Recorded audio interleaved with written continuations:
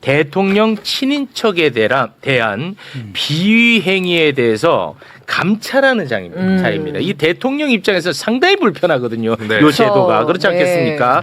그런데 이게 이제 국회가 추천하면 대통령이 지명하고 임명하는 그런 자리입니다. 그런데 이재명 대통령은 공약사항이기도 하고 네. 그전에도 계속 얘기를 했어요. 근데 맞아요. 이번에 떠나기 직전에 또 지시를 했습니다.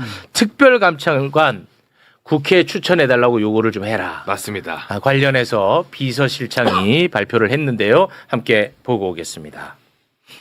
이재명 대통령은 공직기강을 확립하고 국정 운영의 투명성을 제고하기 위해 국회가 특별감찰관 임명 절차를 개시해 줄 것을 다시 한번 요청하셨습니다.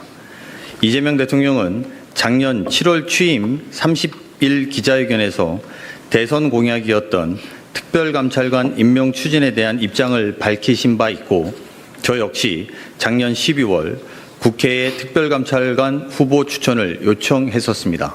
이재명 대통령은 모든 권력은 제도적 감시를 받아야 한다는 민주주의와 국민주권의 원칙 아래 특별감찰관 임명이 반드시 필요하다고 생각하고 계십니다. 대통령이 확고한 의지를 표명한 만큼 국회가 조속히 관련 절차를 개시해 주기 바랍니다. 감사합니다. 이거는 진짜 대단한 거예요. 그렇죠. 맞아. 근데 제가 궁금한 게 있는데 대통령은 왜 이렇게까지 원하시는 거고 국회는 왜 이렇게까지 추천을 안 하는 거예요? 대통령께서는 네. 지금 본인이 차라리 감시를 받는 게 더 떳떳하다라고 이야기를 하시잖아요. 이재명 대통령이 그 성남시장 됐을 때 시장 집무실에다가 CCTV 달고 맞아요. 네. 아래층으로 옮기고 그러니까 아예 일말의 의혹도 없는 것이 좋다. 네. 그게 훨씬 더 명분도 있고 일을 잘 해나갈 수 있다라고 생각을 하고 있는 거고요. 네, 그 검찰공화국 시대에 그게 참 잘한 거였어요. 그러니까요. 사실상. 맞아요. CCTV 딱 오히려. 달아놔가지고 그렇습니다. 오히려 다 보고 싶은 거 있으면 다 봐봐. 의혹에 일말도 의혹을 남기지 않겠어라는 기본적 태도를 가지고 계신 거고 실은 이게 계속해서 뭐 한이 많이 했는데 그 윤석열 대통령 때는 왜 안 하느냐?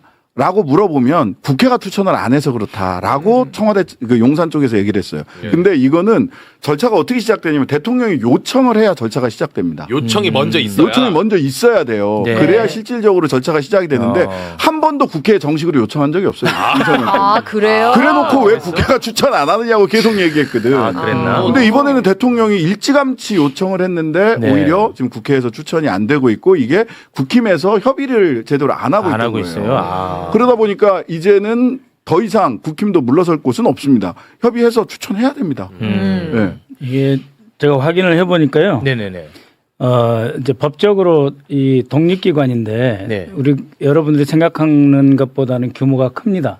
그러니까 특별감찰관 있고 거기에 이제 두 번째 특별감찰관 보가 있고 그 네. 밑에 변호사 출신으로 해가지고 5급 이상의 감찰관이 있어요. 5명 있고 그 밑에 이제 뭐 국세청부터 시작을 해가지고 국정원까지 검찰, 경찰 다 나와 있어요. 파견 직원이요? 네. 와. 그래서 거기다가 이제 업무 지원팀까지 해서 약 30여 명 규모를 가져요. 대통령 입장에서 너무 불편할 것 같은데. 그래가지고 기관별로 다 오고. 이걸 첫 했던 사람이 이제 그 박근혜 초기에 이석수 특별감찰관인데 종로이가 종각 있던 자리 거기서 이제 이렇게 청와대도 보이는 그런 자리에 이제 사무실을 꾸렸는데 이게 한번 시작이 되면은 네. 정말 웬만한 거 다 할 수 있는데 대개 한 150여 명이 이 감시 대상자가 됩니다. 그러니까 이제 뭐 가족이 적고 뭐 친인척이 없을 것 같아도 다 사돈의 팔촌까지 다 뒤지기 때문에 한 150여 명 감시가 대상이 되고 대통령이 이렇게 강조하시는 거는 임기 초반에 해야 된다는 그 확신 때문이거든요. 이석수 감찰관한테 물어봤대요. 김건희 사건 터지니까 저기 이제 윤석열 대통령실에서 지금이라도 해야 되는 거 아니냐 그랬더니 지금으로 하면 네가 오히려 손해다. 처음부터 해서 예방을 해야지 사건이 터지고 나면은 검찰 조사 받아야지 이 특별감찰관이 열심히 뛰어야 되지 또 그동안 왜 안 했냐 욕먹게 되지. 그래서 정권 초기에 하는 게 맞다. 예방 차원에서. 예, 예방 차원에서. 대통령이야 본인이 청렴하게 대통령직을 수행하면 되지만 친인척을 다 관리할 수는 없으니까 그렇죠. 예방 차원에서라도 네. 이게 하는 게 좋다는 말씀이군요. 네, 네. 그러니까 이제 뭐 대통령이 모르는 친인척들이 있어요. 모르는 네. 모르죠. 왜냐하면 그럴 수 있죠. 육촌, 사촌의 네, 뭐 맞아요. 조카의 뭐 이렇게 되면은 알 수가 없어요. 네. 근데 어디 저기 뭐 고향이나 뭐 먼 데에서 사업하는 사람하고 속아가지고 뭐 무슨 그럴 수 알선 수지하고 있겠네. 이렇게 하는 걸 대통령이 모르는데 나중에 사건이 커진 데서 알면 뭐하냐 이거. 아, 그럴 수 있겠네요. 가까운 친척도 연락 안 하고 지내는 경우도 많은데요. 맞아요, 맞아요. 네. 저만 해도 아주 가까운 부모님이랑 연락 안 하잖아요. 네. 근데 내가 대통령이야. 부모님 내 이름 팔고 다니면 내가 어떻게 알 거냐는 거야. 막을 수가 영끌 없죠. 알 수가 없어. 네. 국가적인 측면에서도 필요한 거죠. 네. 미리 예방해서 문제가 안 생기게 하는 게 이재명 대통령으로서도 가장 좋은 것 아니겠습니까? 그렇겠네요. 그래서 네. 이제 국회가 절차를 따를 것으로 보고 있습니다. 네. 원래 이제 민정수석실에서 보통 그 업무를 하는데 이제 이석 그 감찰관 제도가 기왕에 있기 때문에 여기에서 제대로 예방 조치를 하는 것이 이게 뭐 제도를 만든 취지에 맞죠. 네. 이제는 뭐 바로 추진이 되겠네요. 뭐 이렇게까지 이제 구체적으로 나왔으니까. 문재인 정부에서도 이제 특수관계인을 감시하는 사람이 있었어요. 민정수석실에. 네. 그러니까 대통령 가족 담당하는 그 비서관이 하나 그 밑에 행정관하고 있었고 특수관계인 한 20-30명 대통령 아주 친한 걸로 알려진 사람 감시하는 사람이 있었는데 1년에 한 서너 번씩 만나서 면담하고 뭐 이상한 짓 한 거 없냐 이렇게 묻는 식이기 때문에 네네. 실제로 상시 감시가 안 돼요. 이거는 특별감찰관은 상시 감시하는 겁니다. 네. 늘 인공위성이 떠 있고 레이더가 작동한다 이렇게 보면 돼요. 아, 알겠습니다. 자, 그러면 조작 기소 국정조사 특위에 대한 이야기. 오늘은 이제 중간 정산하는 그런 시간이 될 것 같습니다. 네. 전용기 의원은 관련해서 오늘 저희가 처음 모셨으니까 예. 활약상 잠깐 하나만 영상으로 전해드리도록 맞습니다. 하겠습니다. 나경원 의원이라는 아주 골치 아픈 정치인이 우리나라에 살고 있는데요. 그냥 현장에서 박살을 내버립니다. 예. 그냥 직격 들어갑니다. 요 장면 아우 볼 때마다 시원한데요. 이어폰 착용해 주시고 함께 보겠습니다.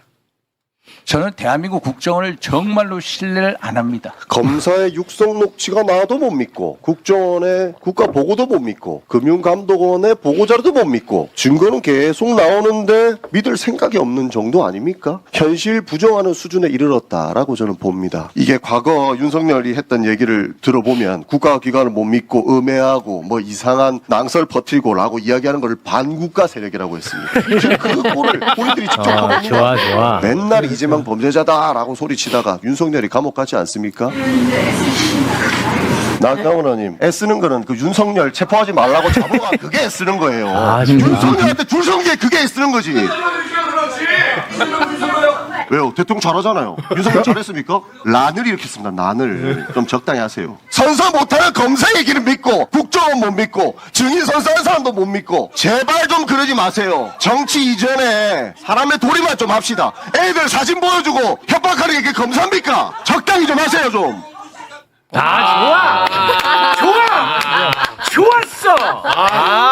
속이 좋아. 시원하다. 시원했어. 틀린 말이 하나도 없어. 책기가 싹 내려가네요. 그렇습니다. 아니, 틀린 말이 없으니까. 진짜. 깔끔합니다. 앞에 있으면 속이 터집니다. 속이 터지는데 앞에서 더 헛소리를 하고 있으니까 분노가 자연스럽게 나오는 거죠. 네. 아우 좋아요. 귀에 때려 박혀. 고맙습니다. 전영기 의원이 이 가운데 앉아야 되는데 조금 끝에 줄이에요. 이 이름 순서대로 쭉 좌석을 배치하다 보니까 네. 저하고 자리를 바꿔야 돼요. 제 앞에 송석준, 나경원, 신동우 이렇게 쪼르르 아유 앉아있거든요. 세다. 곽규태 있는 대로 소리를 쳐야 돼요. 그 4명 달라드는데 혼자 막아야 되는데 스트레스입니다. 전영기 의원이 좀 가운데로 와야 돼요. 아유. 이게 가나다 순이거든요. 이게 앉는 자리가. 그렇게 앉는 거예요. 네, 세종대왕님이 잘못하신 거지. 그렇게. 지휘를 조금 앞으로 뺐어야 되는데. 아유, 너무 좋습니다. 자, 지금까지 이제 국정조사 특위에서 서해 공무원 피격 사건, 그리고 대북 송금 사건, 대장동 사건, 요 사건 조작 기소에 대해서 살펴본 거 아니겠습니까? 네. 근데 서해 공무원 피격 사건 같은 같은 경우에는 그야말로 이제 실체적 진실이 거의 다 나왔다. 저는 그렇게 이제 평가하는 바입니다. 큰 그림을 그린 인물은 바로 주진우 의원. 이름 탁 튀어나왔죠. 네. NSC에 네. 큰 그림 그렸잖아. 주진우. 네. 그리고 해경 발표 조작한 인물로 의심되는 사람은 바로 김태효. 김태효. 바로 나왔잖아. 맞아요. 그냥. 네. 그리고 고발을 지시한 인물. 윤석열이. 윤석열. 요거는 그냥 팩트입니다. 요건 네. 팩트. 그리고 이제 수사. 조작 수사를 한 것으로 의심되는 사람이 바로 이희동 검사. 이희동. 이렇게 이제 깔끔하게 정리가 됐는데요. 요거는 이제 국정원 출신이시니까 어떻게 보고 계십니까? 예, 이거는 분명합니다. 그러니까 이제 처음 사건이 발생했을 때에도 군, 그다음에 경찰, 네. 해경. 국정원 다 그렇죠. 합동으로 조사를 해가지고 그렇습니다. 첫 발표가 어떻게 돼 있냐면은 이미 이 사람의 그 신원을 북에서 이미 알고 있어요. 왜 본인이 이야기를 했으니까. 나는 대한민국 공무원 이대준이다. 네. 목적은 월북이다. 이렇게 이야기를 했고 그것을 한 사람이 들은 게 아니고 여러 사람이 계속 이거를 정보를 들어가지고 공유를 했거든요. 네. 이거를 돌이킬 수가 없어요. 그래서 사람이 바다에서 실종돼서 어딘가에 나타났어요. 그러면 그것을 스스로 갔느냐 아니면 강제로 끌려갔느냐. 근데 강제 납북이 아니란 말이에요. 네. 강제 납북이 아니니까 스스로 올라갔다 해서 자진 월북 네. 이렇게 되어 있는데 이것을 다 뒤집으려고 했는데 증거가 없는 거예요. 뒤집을 수 있는. 없어요. 없으니까 어디로 끌고 가냐면은 무슨 뭐 자료를 삭제했다, 무슨 보고서를 누락시켰다 이렇게 해가지고 서훈 안보실장하고 박지원 국정원장까지 다 네, 범죄자로 기소해버렸죠. 기소를 했지만 네. 이미 무죄로 네. 나와 있습니다. 그렇습니다. 그래서 이거는 너무 분명한데 뭐가 문제냐? 윤석열의 하명 사건이 주르르 떨어졌다는 거예요. 정권 초부터 심지어 인수위 때부터. 네. 그래서 이 서해 피격 사건, 이거 하명 사건. 음. 그다음에 뭔가 이상하다. 그래서 대북 송금 사건은 처음에는 문재인 정권 때려잡으려고 한 거예요. 네. 그래서 북한에 뭔가 돈이 간 것 같다고 하는데 이 돈을 가게 놔뒀으니까 서훈과 그 밑에 북한 담당 차장을 잡아라 해가지고 싹 긁어 모아보니까 경기도는 하나도 안 나오고 이거 저기 그 국정원의 고위 간부가 잘못한 건 없고 그러니까 쌍방울만 통일부가 지금 앞으로 교류협력법 위반한 거에 대해서만 조사를 해라. 네. 이렇게 사건이 끝난 거예요. 네. 근데 그렇게 끝날 수가 없는 거죠. 윤석열 입장에서는 이거를 튀긴 거예요. 네. 그래서 최혁 검사를 국가정보원의 감찰실장이 이미 있는데 감찰실장은 마치 독립기관처럼 별도로 활동하는 사람이에요. 그러니까 이 사람 자를 수가 없어. 임기가 남아있으니까. 그러니까 최혁을 없는 자리 감찰기획관이라는 자리를 만들고 윤석열이가 가장 총애했다는 검찰 수사관 이창현을 그 밑에 놓고 털털 뒤져가지고 문서를 찾아내고 그거를 그해 9월부터 2022년 9월부터 네. 계속 쌍방울 대북 송금 사건과 경기도지사가 마치 방북하려고 했다라고 하는 거를 CBS 노컷 뉴스를 통해서 계속 연속으로 한 5번을 보도를 시키면서 슬슬 이걸 키워가요. 네. 그런데도 증거가 없어. 안 나왔어. 안 나왔어. 그래서 이제 쌍방울 김성태를 불러가지고 또 이제 주리를 틀어가지고 증거 하나도 없는데 사람 이렇게 몰아가는 수사. 네. 그 다음에 서해 피격도 증거 하나도 없는데 사람 아주 죽이려고 했죠. 그러니까는 네. 문재인 잡고 이재명 잡으면 끝이다. 그렇죠. 검찰공화국은 영원히 간다. 그렇죠. 그러니까 증거가 뭐가 필요하냐? 없으면은 주리를 틀어서 만들어라. 자백을 만들어라. 그렇죠. 이것이 현재 서해 피격, 대북 송금, 대장동 사건 전체 다입니다. 그렇습니다. 그리고 주리를 틀 때 감사원까지 껴가지고. 네. 서해 피격 사건 같은 경우에는 더 화가 나는 게 왜 공무원이 38시간 동안 표류하다가 북한에서 발견된지도 모르고 그냥 기소를 하는 겁니다. 그러니까 여러 가지 뭐 조사 기관에서 거기 물이 뺑뺑 돈대요. 반시계 방향으로. 네. 반시계 방향으로 돌다가 어떻게 하다 보니 물때가 바뀌어서 북한으로 갔을 수도 있다. 이렇게 해가지고 기소를 하는 거거든요. 그렇습니다. 그러니까 아무 증거도 없이 그냥 북한에서 발견됐다. 그러니까 이것은 조작됐다 해가지고 본인들이 조작을 해가지고 기소를 하는 거거든요. 그렇습니다. 그러니까 윤석열 시키면 그냥 바로 고발장 쓰게 하고 네. 바로 기소해서 이렇게 괴롭힘이 시작되는 거다. 네. 이렇게 봐주시면 좋을 것 근데 같아요. 심지어 자기 공소장에는 해류가 남쪽으로 흘렀다고 써 있어. 맞아. 근데 해류 이번에 근데 국정조사 특위에 나와갖고는 해류가 북쪽으로 흘러가지고 북쪽으로 간 것처럼 또 얘기를 하더라고. 맞아. 그러니까 지들이 조작하는 거니까 이게 정확하게 이걸 말을 못 하는 거예요. 다 드러나 버렸어요. 예. 그러니까 해류가 그때 돌 때 연평도 밑에서 남쪽으로 돌아서 동쪽으로 와요. 그러니까 우리나라 인천 쪽으로 이렇게 크게 이렇게 도는데 그때 왜 그 해류를 그러면은 그 해경에서 봐야 되느냐? 이분이 실종됐으니까 어디론가 실종되거나 뭐 시신이니까 어디 아니면 살아 계시거나 하면 찾아야 되잖아요. 네. 그러면 물을 돌아가는 방향을 알고 거기다 해경 배를 띄워가지고 그걸 따라서 찾는 거예요. 그렇기 때문에 이미 그 해류라고 하는 거는 사후에 그래 다더라가 아니고 그 수색을 하면서 이미 그 물결을 따라서 수색을 한 거예요. 기록이 네. 다 남아 있고. 네, 기록이 예. 남아 있고 배가 그렇게 우리 해경청 배가 그렇게 돌아다녔다니까요. 그렇습니다. 그 자, 네. 아까 그 이희동 검사 네, 이야기했잖아요. 이희동이. 이걸 잘 봐야 돼요. 그 강백신, 어미준 말고 이제 이희동까지 나왔잖아요. 이희동 검사까지가 전부 다 2016년에 중수부를 해체하고 반부패 특별수사단이라는 걸 만들거든요. 그때 한동훈 라인 밑으로 해서 쫙 모여있던 사람들이에요. 그 멤버예요. 그 멤버예요. 딱 반부패 특별수사단이 1단, 2단에서 2개 있는데 그중에 하나가 한동훈이 대장이고 그 밑에 진짜 똘똘마리로 다 있던 사람들이에요. 똘똘마리로 있던 사람이고 이 양반이 뭐를 맡았느냐 하면 2022년에 한동훈 법무부 장관이 검찰 인사를 하면서 당시 서울중앙지검장 송경호 네. 그다음에 반부패 1부장이 어미준, 3부장이 강백신이. 공공수사 1부장이 이희동이에요. 요 사람들이 대북 송금 수사부터 시작을 해가지고 이재명 죽이기에 나섰던 친윤 검찰 라인이고요. 그렇습니다. 이 강백신, 어미준이 똑같이 조국 대표 사건 때도 그 조국 대표 사건 맡았던 사람들이에요. 그리고 그러면 윗선으로 올라가야 된다는 말씀을 처음 조작 기소 나왔을 때부터 박성용 나왔을 때 윗선 수사가 중요하다. 윗선 수사가 맞아요. 중요하다라고 얘기를 했잖아요. 네. 강백신, 어미준, 이희동까지 나왔어요. 그 위에 누가 있어요? 인사권자 누구예요? 법무부 장관 이원석 검찰총장도 나왔잖아요. 법무부 네. 장관 한동훈, 윤석열은 감옥 갔고 인사검증하죠. 이거는 한동훈 씨를 빼놓고 이 조작 기소 사건을 이야기할 수 없어요. 그렇습니다. 이거 반드시 짚고 넘어가요. 반드시 짚고 나가야 돼. 아, 저희도 좋습니다. 하면서 의심스러웠어요. 왜냐하면 검사가 수천 명 있을 거 아닙니까? 굉장히 많은 검사가 있는데 왜 본 이름이 계속 보일까? 그러니까요. 아, 그래요. 그러니까요. 그러니까 계속 봤던 강백신, 어미준, 그렇지. 이희동, 뭐 관봉권 띠지 때도 나왔고, 그렇습니다. 김영철 뭐 이런 사람들이에요. 네, 맞아요. 그러니까 선수들 한 10명 가지고 죽기 살기로 검찰의 권력을 장악하는 핵심 팀으로 이 사람들이 동원된 거예요. 그렇습니다. 자, 서해 공무원 피격 사건은 뭐 더 이상 설명할 필요 없이 너무 똑 떨어집니다. 그거는 네. 이제 끝. 끝. 그리고 이제 잠깐 말씀하셨는데 대북 송금 사건 이것도 저희가 많이 다루긴 했습니다만 오늘 그 국정원 출신의 박선우 의원님께서 뭐 하나 좀 다루고자 하는 부분이 있는데요.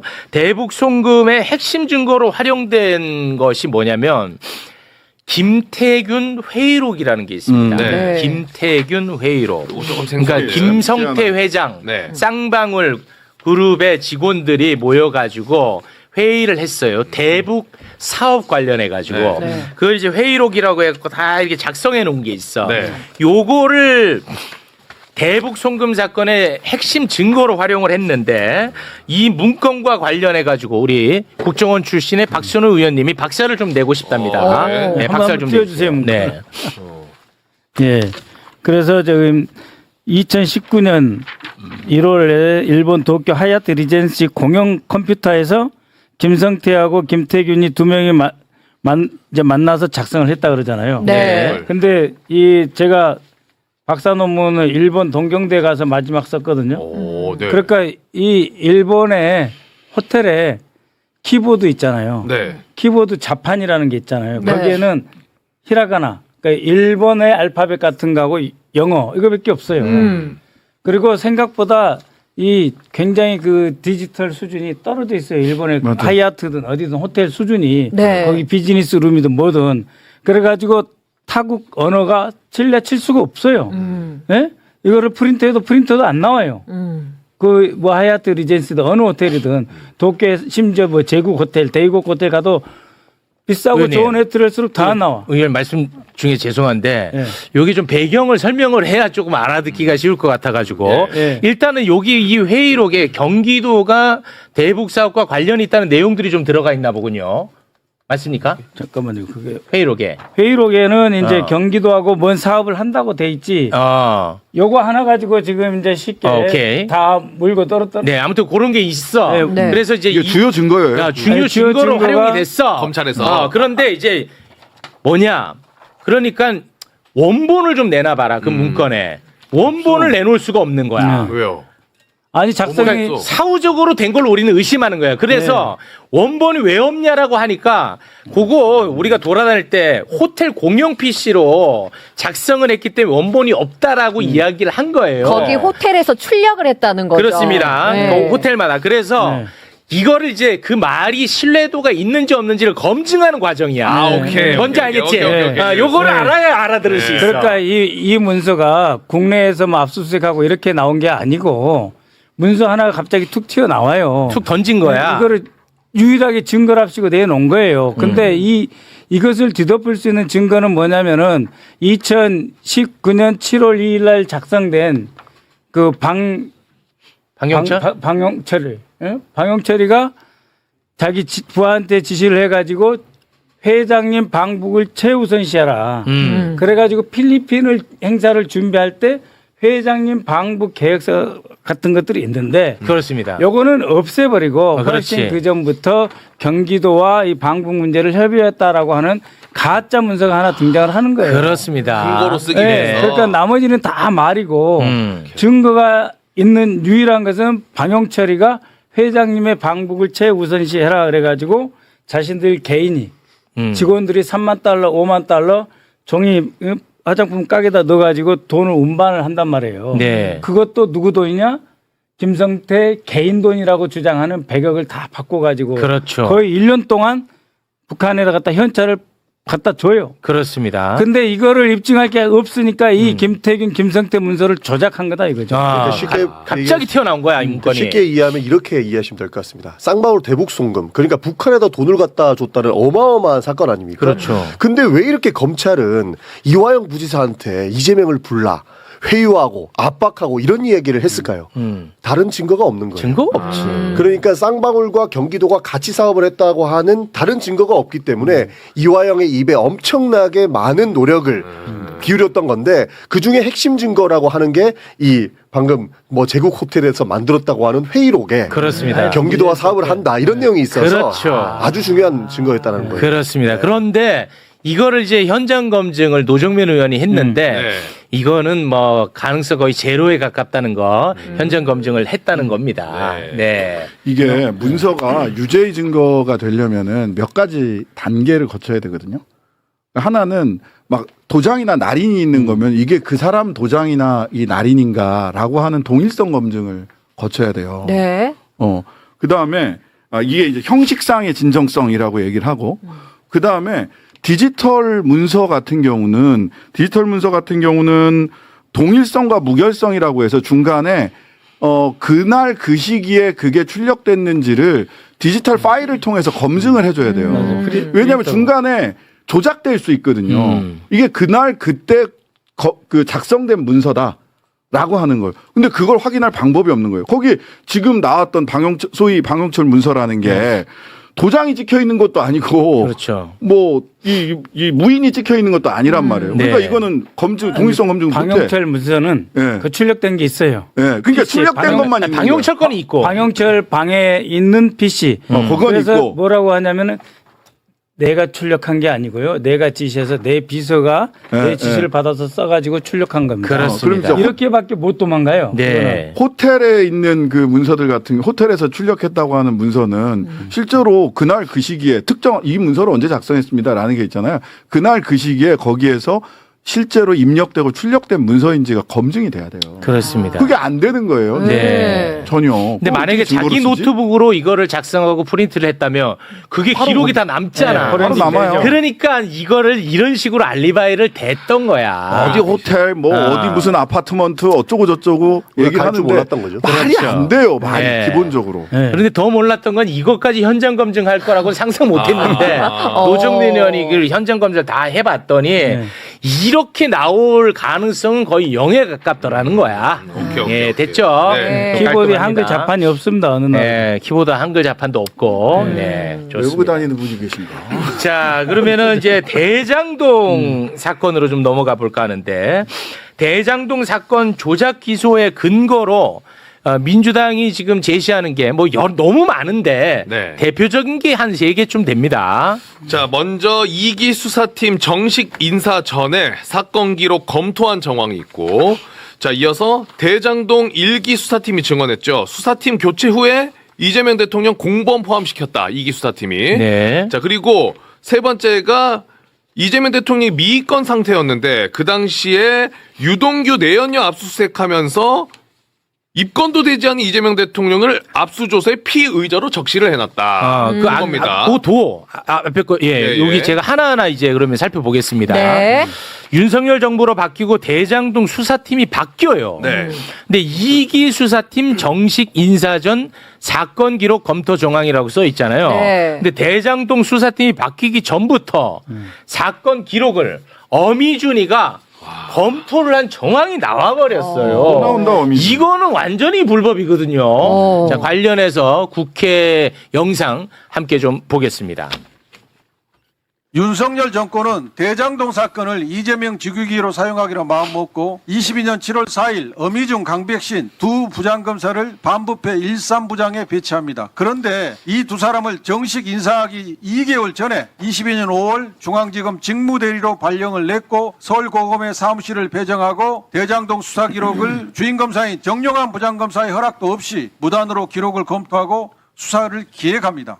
이 당시 서울고검장 중앙검사장은 법무부 장관이 7월 4일 정식 인사 때 어미중 강백신을 반부패 13부장에 배치할 거란 사실을 미리 알고 있었던 겁니다. 그러니까 검사 인사는 반드시 대통령실과 협의 및 사전 승인을 받아야 되는데 2개월 전에 미리 배치하여 대장동 수사를 기획하게 한 것은 윤석열 대통령, 한동훈 법무부 장관, 이원성 총장 직무대행, 서울고검장, 송경호 중앙검사장 등이 모두 합의하에 이 수사를 기획했다는 것입니다. 그러니까 1기 수사팀에서 이재명 관련한 내용이 하나도 나오질 않았어요. 윤석열 정부로 정권이 바뀝니다. 네. 그러니까 이재명을 이제 잡기 위해서 5월부터 얘네들은 이거를 들여다보기 시작한 거라는 거죠. 네. 하자마자. 와. 송경호가 이제 5월 23일 날 딱 임명이 돼요. 이때부터 이거는 문재인 정권과 야당에 대한 선전포고라고 그렇게 받아들이고 있었어요. 그래서 이제 저 사람들이 이제 진짜 짓밟을 거다. 우리가 생각도 못한 일이 벌어진다. 대선 때 검찰공화국이 된다는 게 바로 신호탄이 송경호다. 이렇게 생각을 했는데 네. 바로 그 이틀 뒤에 와. 이 강백신하고 이 어미준이. 이 사람들이 직무 대리로 와서 앉아 있는 거예요. 와, 무섭다. 그래서 이미 이원석, 한동훈, 송경호, 윤석열 이들은 벌써 이재명 대통령, 이재명 지사, 이재명 후보 잡기에 처음부터 팀을 투입이 된 짜고 거지. 밀고 들어온 거고. 무서워. 네. 그 중에 바로 첫 시작이 이제 대장동 사건이고. 네.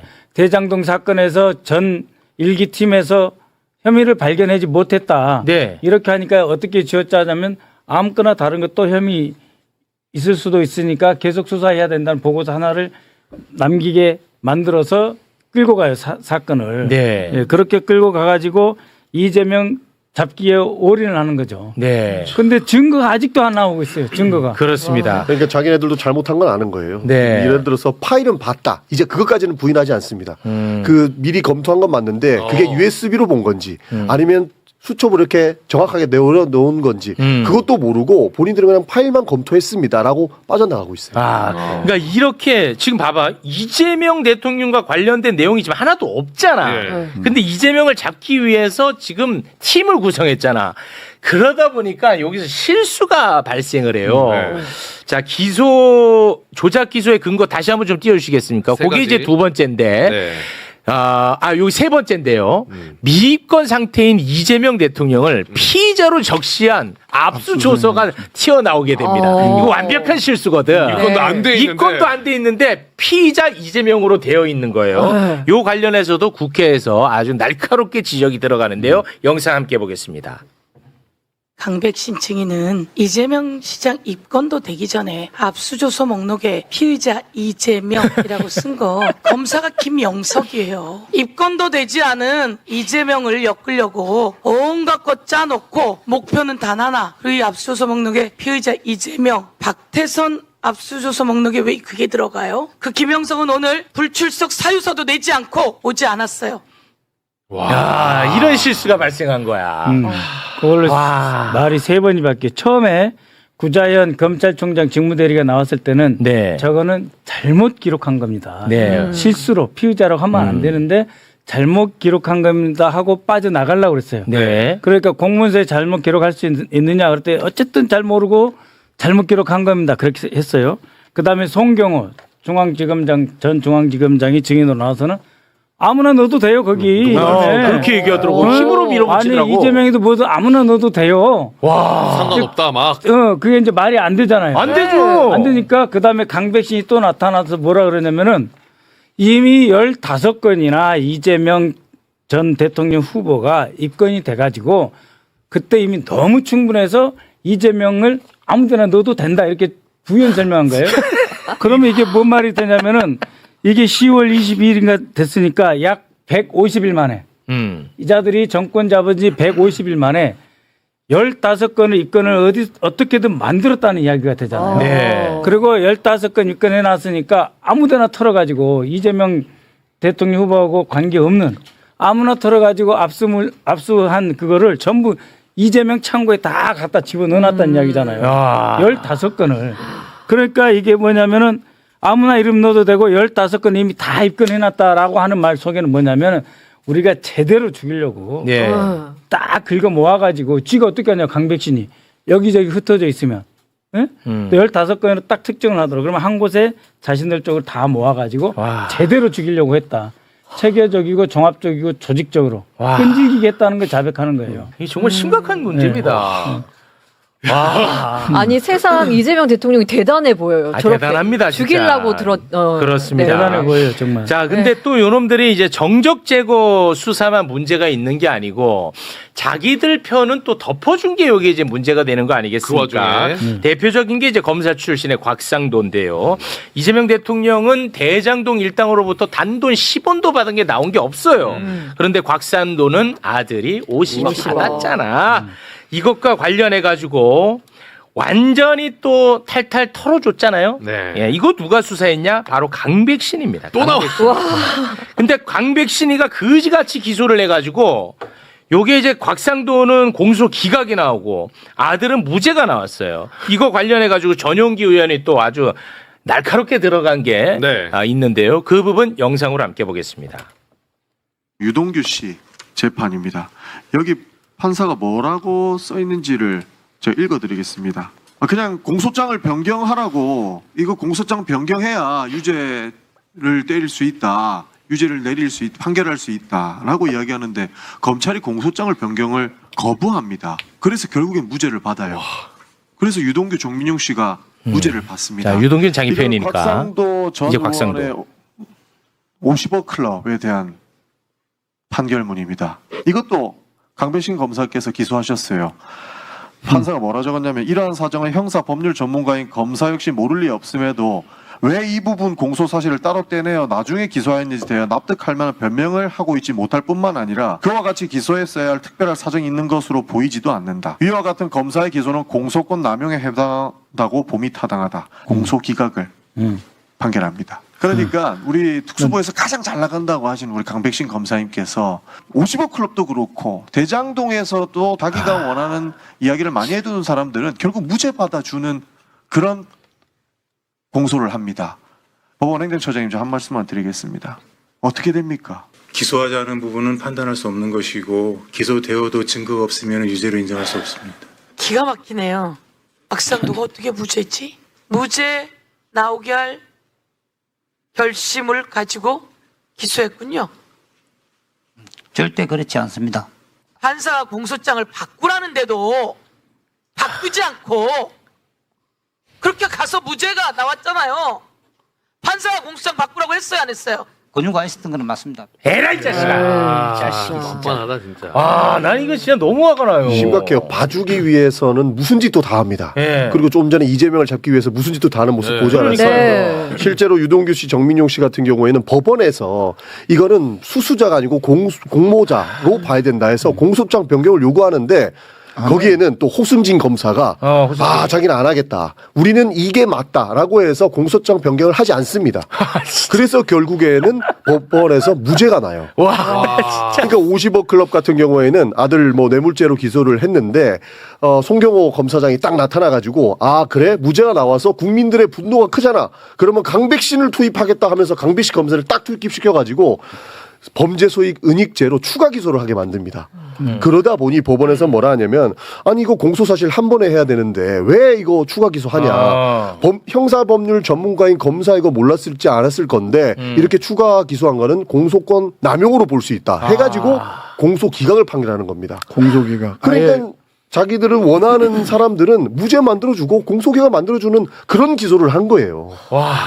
썩었다. 이 판결문에 정말 이거 어떻게 참냐. 이 판결문에 정말 빛나는 단어 하나는 변명.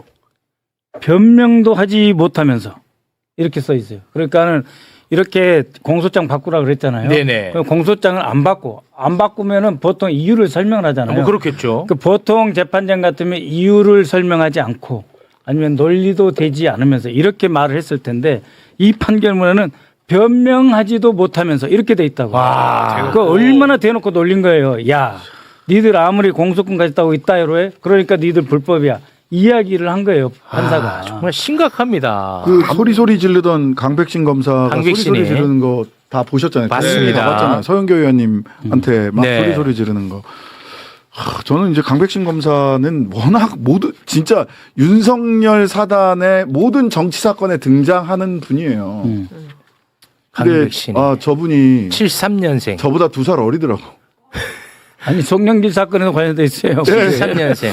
제가 가장 놀란 건 저보다 2살 어리다는 거예요. 더 놀라운 거는 신장식이 이승환보다 어리다는 거. 그건 또 왜? 승환이 형한테 가면 안 되지. 승환이 형이요? 강백신이 73년생. 예. 그리고 자, 윤석열이 집 사줬잖아요, 김만배가. 네? 누나 집. 이런 건 뭐예요, 도대체? 그러니까는 뇌물을 주고 분명한 증거가 있고 아예 계약서로 돼 있잖아요. 그렇습니다. 그런데 이런 것들 너무도 명백하게 뇌물로 들어간 것들은 다 걷어내고. 그러니까요. 검찰이 죄를 저지른 거 이거는. 네. 검찰이 저질렀는데 이재명 대표한테 다 뒤집어 쓴 게 너무도 명백하게 드러났는데 이 자들이 그러니까 막판에 집단으로 반발을 해요. 아, 저것들이 이제 우리 죽었다 생각하고 특검 오면은 도망갈 길이 없다고 판단하니까 맞아요. 소리를 지르고 그 얘기를 지금 하려고 한 겁니다. 제가 보세요. 지금 우리 짧게만 정리했는데도 이게 너무 심각하잖아요. 이거는 진짜 대한민국 시스템 자체를 무너뜨린 자들입니다. 네. 저는 그렇게 보거든요. 그러면 검찰의 책임자가 나와서 석고대죄를 해도 그걸로도 용서가 안 돼. 그렇죠. 네. 그런데 지금 검찰총장 대행이라는 자가 있는데 이재명 정부의 검찰총장 대행입니다. 근데 이 자가요. 고개를 숙이는 게 아니라 지금 이런 놈들 있지. 강백신이 같은 놈들을 두둔하고 나섭니다. 나는 정말 이걸 보면서 너무너무 화가 나요. 그 장면 함께 보겠습니다. 이번 국정조사에 대해서 재판 중인 사건을 대상으로 한다는 점에 대한 우려와 법과 원칙에 따라 실무를 담당했던 검사들의 증언은 필요 최소한으로 해주실 것을 말씀드린 바 있습니다. 그러나 이후 진행된 국정조사 과정에서 다수의 담당 검사 수사관들이 증언대에 서게 되었고 모욕적인 말을 듣거나 답변 기회를 제대로 얻지 못하는 상황들이 발생하였습니다. 대통령이 모욕을 당했고 국민이 모욕을 당한 건 안 보입니다. 이제는. 그러네. 근데 이제는 문제가 뭐냐? 이재명 정부의 검찰총장 대행이야. 그런데 지금도 법과 원칙에 따라서 수사를 했대. 이런 얘기가 나옵니까 지금? 황당한 거죠. 그래서 28일 날 증인으로 다시 나오십니다. 그래서 완벽하게 정리하는 청문회에서는 구자현 검찰총장에 대한 책임도 저희는 물어야 된다고 보는 거예요. 사실 이렇게 무죄 받아주는 공소 이거 말고도 봐준 사건도 저희는 어마어마하게 많다고 보거든요. 예를 들어서 대장동에 보면 30억 공갈 사건이 있습니다.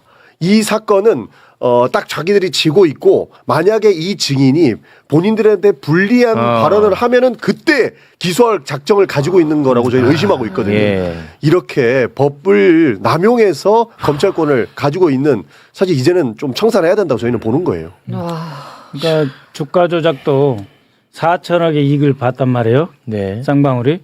그걸 쥐고 있어요. 지금도.